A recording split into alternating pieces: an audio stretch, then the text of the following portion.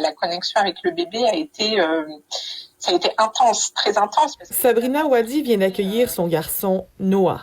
L'hôpital North York lui avait dit qu'elle pouvait avoir un accompagnateur pour la naissance et les quelques heures suivantes. Mais n'ayant personne pour s'occuper de leur premier enfant Eden, en raison des mesures de distanciation, elle et son conjoint ont déterminé que le choix le plus sécuritaire, bien que déchirant, était que la mère se rende seule à l'hôpital pour donner naissance. Je l'ai pas très bien vécu. J'en ai beaucoup pleuré par la suite en rentrant à la maison et ça n'a pas été une expérience si chouette que ça. Je pense que ça m'a marquée. Quelques heures après la naissance, la mère et son nouveau-né ont été transférés dans une chambre commune.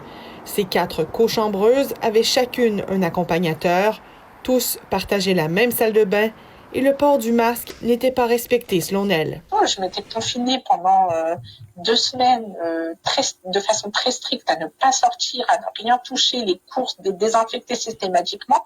Le but, c'était pas d'arriver à l'hôpital, d'accoucher et de choper quelque chose. Les porte-paroles de l'hôpital North York affirment que les procédures sont en place pour limiter les contacts entre les patients, mais aussi réduire le nombre de visiteurs ainsi que la durée des visites.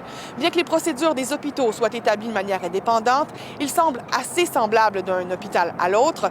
Le nombre de visiteurs ou d'accompagnateurs est restreint à 1 personne en bonne santé et souvent interdit dans les salles opératoires en cas de césarienne.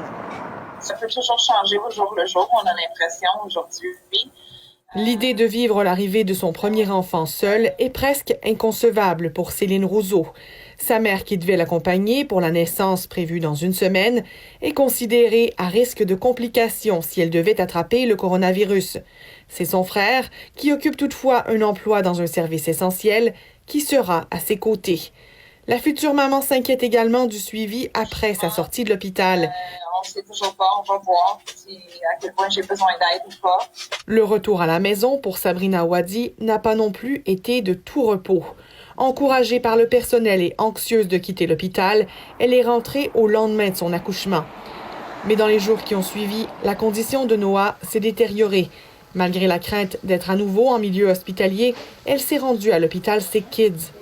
La première chose qu'on m'a dit, c'est vous êtes arrivé à temps. Donc, il a fait un arrêt respiratoire. Aujourd'hui, Noah se porte bien, mais sa mère n'oubliera jamais les circonstances si particulières dans lesquelles il est venu au monde. Ici Catherine Brulotte, Radio-Canada, Toronto.